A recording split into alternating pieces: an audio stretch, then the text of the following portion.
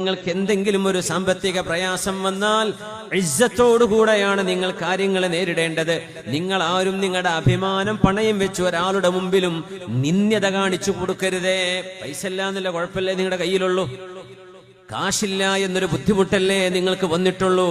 നിങ്ങൾക്ക് ഈമാനുണ്ട്, നിങ്ങൾക്ക് അള്ളാഹുവിനെ കുറിച്ച് അറിയാം, നിങ്ങൾ അള്ളാഹ് പറഞ്ഞ പോലെ ജീവിക്കുന്ന ആളല്ലയോ. അങ്ങനത്തെ ഒരാളിന്ന് പൈസ വാങ്ങിക്കാൻ വേണ്ടി ഞാനൊരു ഏതോ പച്ചപ്പാവമാണ് എന്ന രീതിയിലൊന്നും നിൽക്കേണ്ടതില്ല. ഇസ്സത്തോടെ നിങ്ങൾ ചോദിക്കണേ. നിങ്ങൾ അഭിമാനത്തോടുകൂടെയാണ് നിങ്ങളുടെ കാര്യങ്ങൾ നിർവഹിക്കാൻ ചെല്ലേണ്ടത്. ഒരാളോട് ഒരു ഓഫീസിൽ ചെല്ലുന്നു, ഒരാളെ കാണുന്നു, ഒരാളോട് സംസാരിക്കുന്നു, നിങ്ങൾ ന്യായമായ കാര്യമല്ലേ ചോദിക്കുന്നത്, നിങ്ങളുടെ ഹക്കല്ലേ ചോദിക്കുന്നത്, അല്ലെങ്കിൽ നിങ്ങൾക്ക് വേണ്ട ഒരു സഹായമല്ലേ ചോദിക്കുന്നത്. അത് ഇസ്സത്തോടെ ചോദിക്കും. നിങ്ങൾ എന്ത് ചെയ്യരുത്, നിങ്ങളങ്ങ് ആകെ കുഴഞ്ഞ് കുനിഞ്ഞ് ഇല്ലാണ്ടായി നിങ്ങളുടെ അഭിമാനം പണയം വെക്കരുത്. പുണ്യനബി പറയാ, റിസ്ഖൊക്കെ അല്ലാഹു രേഖപ്പെടുത്തി വെച്ചിട്ടുണ്ട്. ഒരു മനുഷ്യന്റെ അടുത്ത് നിന്ന് നിങ്ങൾക്ക് റിസ്ഖ് കിട്ടണോ, അല്ലാഹ് കണക്കാക്കിയിട്ടുണ്ടെങ്കിൽ ആ സബബിൽ കിട്ടിയിരിക്കും. ഇല്ലേ, കിട്ടൂല എങ്കിൽ പിന്നെ എന്തിനാ നിങ്ങൾ ഇല്ലാണ്ടാവുന്ന, എന്തിനാ നിങ്ങൾ ഇസ്സത്ത് പണയപ്പെടുത്തുന്നത്? അതുകൊണ്ട് അസീസായിട്ട് അഭിമാനിയായിട്ട് ജീവിക്കണം എന്ന് പഠിപ്പിച്ചിട്ടുണ്ട് മുഹമ്മദ് റസൂലുള്ളാഹി സ്വല്ലല്ലാഹു അലൈഹി വസല്ലം. സൂറത്തുൽ ഫുർഖാനിന്റെ അവസാന ഭാഗം അല്ലാഹുവിന് ഇഷ്ടപ്പെട്ട ആളുകളെ വിവരിക്കുന്ന ഒരു ഭാഗമുണ്ട് സൂറത്തുർ റഹ്മാൻ, സൂറത്തുൽ ഫുർഖാനിൽ. ബിസ്മില്ലാഹിർ റഹ്മാനിർ റഹീം. വഇബാദുർ റഹ്മാനില്ലദീന യംശൂന അലൽ അർളി ഹൗനാ വഇദാ ഖാതബഹുമുൽ ജാഹിലൂന ഖാലൂ സലാമാ. കാരുണ്യവാനായ അള്ളാഹുവിന്റെ അടിമകൾ ആരെന്നറിയണോ? അള്ളാഹുവിന് ഇഷ്ടപ്പെട്ട ആളുകൾ ആരാണ്? വഇബാദുർ റഹ്മാൻ. കാരുണ്യവാനായ അള്ളാഹു ഇഷ്ടപ്പെട്ട ആളുകൾ ആരെന്നറിയുമോ? അവരുടെ വിശേഷണങ്ങൾ പറഞ്ഞതിൽ ആദ്യം പറഞ്ഞ വിശേഷണം അവരുടെ നടത്തത്തെ കുറിച്ചാണ്. സുബ്ഹാനല്ലാഹ്. നിസ്കാരവും നോമ്പും അവരുടെ അച്ചടക്കവും ജീവിതത്തിലെ ഇബാദത്തൊക്കെ പറയാൻ പോവാൻ, അല്ലാഹ് ആദ്യം തുടങ്ങിയത് അവരുടെ നടത്തത്തെ കുറിച്ചാണ്. വഇബാദുർ റഹ്മാൻ, കാരുണ്യവാനായ അല്ലാഹുവിന്റെ അടിമകൾ ആരെന്നറിയുമോ? അല്ലദീന യംശൂന അലൽ അർളി ഹൗനാ. അല്ലാഹുവിന്റെ ഭൂമിയിൽ വിനയത്തോടെ, എന്നാൽ അഭിമാനത്തോടെ, അഹങ്കാരത്തോടെയല്ല, വിനയത്തോടെ താഴ്മയോടെ നടക്കുന്നവരാണ്. അഹങ്കാരം കാണിക്കുന്നവരല്ല. താഴ്മ എന്ന് പറയുമ്പോഴേക്കും കഴുത്ത് കുഴയേണ്ട ആവശ്യമില്ല. അതാണ് ഉമർ തങ്ങൾ പഠിപ്പിച്ചത്. താഴ്മ കാണിക്കുന്നത് ഇങ്ങനെ കുഴഞ്ഞു നടക്കരുത്, തല ഉയർത്തിയിട്ട് നടക്കണം, ഇസ്സത്തോടുകൂടെ നടക്കണം. അഹങ്കാരം പാടില്ലതാനും. ആരാണ് അല്ലാഹുക്ക് ഇഷ്ടപ്പെട്ടവരെന്നറിയുമോ? അല്ലദീന യംശൂന അലൽ അർളി ഹൗനാ. അല്ലാഹുവിന്റെ ഭൂമിയിൽ ഭവ്യതയോടുകൂടെ സൗമ്യരായി നടക്കുന്നവരാണ്. അവർ അഹങ്കാരികളല്ല. വഇദാ ഖാതബഹുമുൽ ജാഹിലൂന ഖാലൂ സലാമാ. വിവരമില്ലാത്ത ആളുകൾ അവരോട് എന്തെങ്കിലും കളിയാക്കുകയോ പരിഹസിക്കുകയോ ചെയ്താൽ സലാമാ, നിങ്ങളോട് വർത്തമാനം പറയാൻ ഞാൻ നിൽക്കുന്നില്ല എന്ന് പറഞ്ഞ് അവിടെ നിന്ന് മാറിപ്പോകുന്നവരാണ്. വിവരമില്ലാത്തവർക്ക് മറുപടി കൊടുക്കാൻ നിൽക്കൂല. ഇത് അല്ലാഹ് ഇഷ്ടപ്പെട്ടവരുടെ. ഇന്നത്തെ സോഷ്യൽ മീഡിയയിലൊക്കെ ഇടപെടുന്ന ആളുകളൊക്കെ ഒന്ന് മനസ്സിലാക്കേണ്ട കാര്യമാണിത്. വഇദാ ഖാതബഹുമുൽ ജാഹിലൂന ഖാലൂ സലാമാ. വിവരമില്ലാത്തവർ പലതും എഴുതിവിടും, പലതും ചെയ്യും. അതിനൊന്നും മറുപടി കൊടുക്കാനും നിൽക്കണ്ട, അത് കണ്ട് ടെൻഷൻ അടിക്കാനും നിൽക്കണ്ട. ഖാലൂ സലാമ, പോട്ടെ പോട്ടെ എന്ന്. ഖാലൂ സലാമ, ഞങ്ങൾ നിങ്ങളിൽ നിന്ന് രക്ഷപ്പെട്ടു പോവുകയാണ് എന്ന് പറയുന്ന പോലെ അവർ മാന്യരായി കടന്നു പോകുന്നവരാണ്. അള്ളാഹിന്റെ അടിമകളുടെ വിശദീകരണം സൂറത്തുൽ ഫുർഖാന്റെ അവസാനം വരെ അതിലാ പറയണത്. ഇങ്ങനെ ദുആ ഇരക്കുന്നവരാ. രണ്ട് ദുആനെ കുറിച്ചും പറഞ്ഞിട്ടുണ്ട്. ഇബാദുർ റഹ്മാൻ, അവര് ശിർക്ക് ചെയ്യാത്തവരാണ്, വ്യഭിചരിക്കാത്തവരാണ്, ദാനം ചെയ്യുന്നവരാണ്. ഇരുന്നു കൊണ്ടും സുജൂദിലും റുക്കൂഇലുമായിട്ട് റബ്ബിന് രാത്രി സമയം ചെലവഴിക്കുന്നവരാണ്. അങ്ങനെ പറഞ്ഞു തുടങ്ങാൻ. അതിന്റെ ആരംഭം വഇബാദുർ റഹ്മാനില്ലദീന യംശൂന അലൽ അർളി ഹൗനാ. ഇമാം സഖാവി റഹ്മത്തുള്ളാഹി അലൈഹി ധൃതി പിടിച്ച് നടക്കുന്ന നടത്തം അത് വേണ്ടെന്നാണ് ഈ ആയത്ത് പറയുന്നത്. ധൃതി പിടിച്ച് നടക്കരുത്, സൗമ്യമായ മാന്യമായൊരു നടത്തം. വെറുതെ തിരക്ക് പിടിച്ച് എപ്പോഴും തിരക്ക് പിടിച്ച് നടക്കുക ചില ആളുകളുടെ സ്വഭാവം അങ്ങനെ. അവർക്ക് അടങ്ങിയിരിക്കാൻ പറ്റൂല. അങ്ങനെയുള്ളവർ ഇവിടെ ഇരുന്നിട്ടുണ്ടാവില്ല, സീറ്റ് കിട്ടിയാൽ ഇരിക്കൂല, എനിക്ക് ഇരിക്കാൻ പറ്റൂല. ചിലർക്ക് അങ്ങനെ അവർ ഇരുത്തുറക്കും, അവർക്ക് എണീറ്റ് നടന്നേ പറ്റൂ. ഇനി ബസ്സിൽ സീറ്റ് കിട്ടിയാലും നടക്കും ബസ്സിന്റെ ഉള്ളിൽ. എന്തേ? അവർക്ക് ഇരിക്കാൻ പറ്റൂല. ഒരു തരം അസമാധാനം അവരുടെ മനസ്സിലുണ്ടാവും. അപ്പൊ എവിടെ ഉറച്ചിരിക്കുക. ചിലർ പറയില്ല, അങ്ങനെ പല ഉദാഹരണം പറയാം, അതിനെ പോലെ ഇതിനെ പോലെ എന്നൊക്കെ. ഇസ്രാഅ് പാടില്ല എന്നാണ്. നേരെ മറിച്ച് ദീനിന്റെ ഒരു വിഷയത്തിന് വേണ്ടിയാണ് നിങ്ങൾ ധൃതി പിടിക്കുന്നതെങ്കിൽ കുഴപ്പമില്ല.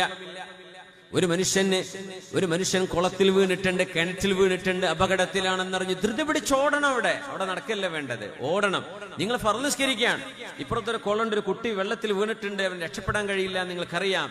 നിങ്ങളുടെ ഫർള് നിസ്കാരം മുറിച്ചിട്ട് ഓടണം എന്നാ ആ കുട്ടിനെ രക്ഷപ്പെടുത്താൻ. പിന്നെ നിസ്കരിച്ചാൽ മതി. അങ്ങനെ മുറിക്കേണ്ട നേരങ്ങളുണ്ട്. ഒരു അപകടം സംഭവിക്കുന്നു, വീട്ടിൽ നിസ്കരിച്ചുകൊണ്ടിരിക്കുക, അവർ പാമ്പ് ഇങ്ങനെ ഉള്ളിൽ കൂടെ കയറി വരുന്നുണ്ട്, ഡോറിനുള്ളിൽ കൂടെ. നിസ്കാരത്തിലല്ലേ നിൽക്കേണ്ട ആവശ്യമില്ല, മുറിച്ചിട്ട് ആ പാമ്പിനെ കൊണ്ടുപോയിട്ടിട്ട് എന്ത് ചെയ്യുക, വീട് സുരക്ഷിതമാക്കണം, എന്നിട്ട് നിസ്കരിച്ചാൽ മതി എന്നാ. നിസ്കാരം മുറിച്ചിട്ട് ഓടണം. എന്തേ? മനുഷ്യന്റെ ജീവന് ഭയങ്കര വിലയാണ് ഇസ്ലാം കൊടുക്കുന്നത്, ഭയങ്കര വില. ഒരു കുട്ടി നിങ്ങൾ നിസ്കരിച്ചുകൊണ്ടിരിക്കുന്നു, ഇപ്പുറത്തെ കുട്ടീനെ തൊണ്ടയിൽ എന്തോ കുടുങ്ങിയിട്ടുണ്ട്, ആ കുട്ടി ചോക്കായി പോവാൻ, കുട്ടീനെ രക്ഷപ്പെടുത്തണം. നിസ്കാരം മുറിച്ചിട്ട് കുട്ടീനെ രക്ഷപ്പെടുത്തണം, ഹോസ്പിറ്റലിൽ കൊണ്ടുപോകണം, അവിടെ ഓടണം എന്നാ പറയാ. അല്ലാതെ വെറുതെ നടക്കുന്ന നടത്തം, അനാവശ്യമായിട്ട് സ്പീഡിൽ നടക്കരുത്. നബിതങ്ങളുടെ നടത്തെക്കുറിച്ച് ഇന്ന് ഒരുപാട് ചർച്ചകൾ വരുന്നുണ്ട്. നബിതങ്ങളുടെ നടത്തം ഒരു പ്രത്യേക നടത്തമാണ്.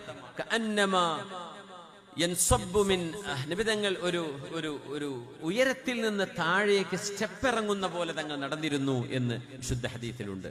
ആ നടത്തം ശരിക്കും ഭൂമിയിൽ കാല് വെച്ച് ഉത്തമ ബോധ്യത്തോടെ ഒരു ലക്ഷ്യത്തിലേക്ക് നടക്കുന്ന പോലെയുള്ള വളരെ മനോഹരമായൊരു നടത്തമായിരുന്നു ഹബീബിന്റെ നടത്തം സ്വല്ലല്ലാഹു അലൈഹി വസല്ലം.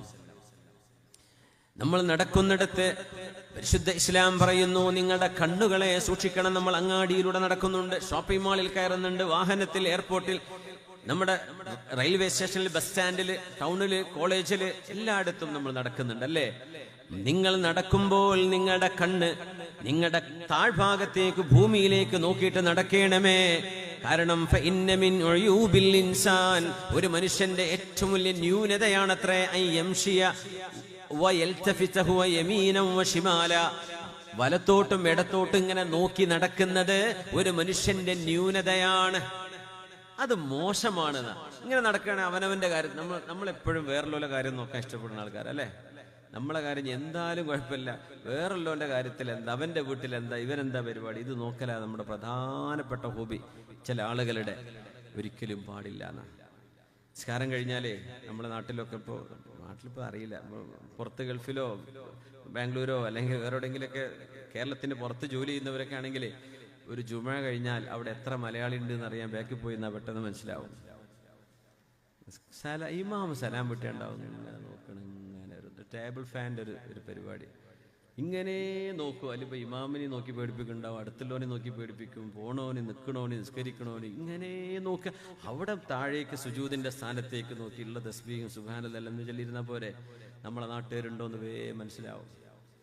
ഈ നോട്ടാണ്, ഇങ്ങനെ നോക്കും. അത് നിർത്തണം നമ്മള്. അത് മോശമാണ്, ഒരു മനുഷ്യന്റെ ഐബാണെന്ന്. അതൊരു മോശപ്പെട്ട പരിപാടിയാണ്. നമുക്ക് ചിലപ്പോൾ തിരിഞ്ഞിട്ടുണ്ടാവില്ല. അതൊരു മോശമാണ്. മുമ്പോട്ട് നോക്കുക, അങ്ങോട്ടും ഇങ്ങോട്ടും നോക്കരുത്. നടക്കുന്ന സമയത്ത് വെറുതെ ഇങ്ങനെ നോക്കി നടക്കരുതെന്ന്. അവനവന്റെ ലക്ഷ്യത്തിലേക്ക് നടക്കുക. ആ നോക്കുന്ന നോട്ടത്തിൽ നമുക്ക് കാണാൻ പാടില്ലാത്ത ഹറാമുകളിലേക്ക് കണ്ണുകൾ ചെന്നു പതിക്കുന്നുണ്ട്, ഇല്ലേ? അരുതാത്തത് കണ്ടുപോകുന്നുണ്ട്. അതുകൊണ്ട് നിങ്ങൾ മുമ്പോട്ട് നോക്കി, ഭൂമിയിലേക്ക് നോക്കി അച്ചടക്കത്തോടെ നടക്കണേ എന്ന് റസൂലുള്ളാഹി സ്വല്ലല്ലാഹു അലൈഹി വസല്ലം. പുണ്യനബിയുടെ കാലത്തൊരു സ്വഹാബി ഇങ്ങനെ നടന്നിട്ട് ഇങ്ങനെ അങ്ങോട്ടും ഇങ്ങോട്ടും നോക്കി നടന്ന് തല ഒരു മതിൽ കൊണ്ടുപോയി അടിച്ചിട്ടുണ്ട്. അത് ചോര വന്നു. അത് പിന്നെ വേറൊരു വിഷയം ഉണ്ടായിരുന്നു. അദ്ദേഹത്തിന്റെ ഒരു കാമുകി കടന്നുപോയി. പണ്ട് ലവായിരുന്നു, സ്നേഹമായിരുന്നു.